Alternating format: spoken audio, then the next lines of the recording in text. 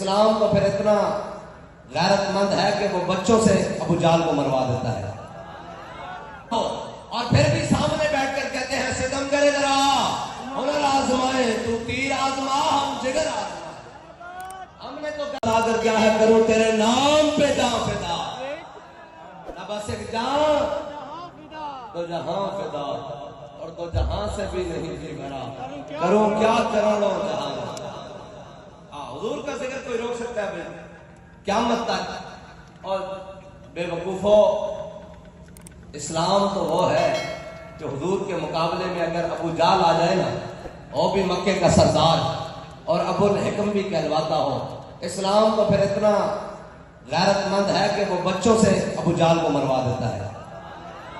اور حضور کا ذکر یہ تو نہیں روک سکتا، یہ تو جناب مکے کی گلیاں ہو، تپتی ریت ہو، سینے پر پتھر پڑے ہو، پھر امیہ کوڑے پر سارا ہو، پھر پوچھے کہ ہاں بھائی سنا بلال کیا حال ہے، تو حضرت بلال کہے مارو مارو مار مکاؤ تے میرا عشق نشے وچ آیا، کہے کہ تو اس حالت میں پوچھتا ہے کہ حضور کا دامن رحمت چھوڑ دوں گا؟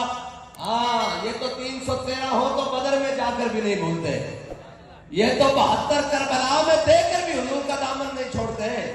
یہ تو گولیاں برس رہی ہوں اور شہر برس رہے ہوں، ٹھنڈی راتیں ہو، فیض آباد کا مقام ہو، اور پھر بھی سامنے بیٹھ کر کہتے ہیں ستم کرے ذرا ہنر آزمائے، تو تیر آزما ہم جگر آزما،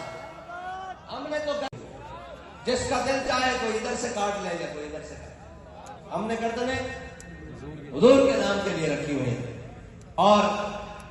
ہمارا امام بتا کر گیا ہے، اس نے یوسف پہ کٹی مصر میں انگشت زنا۔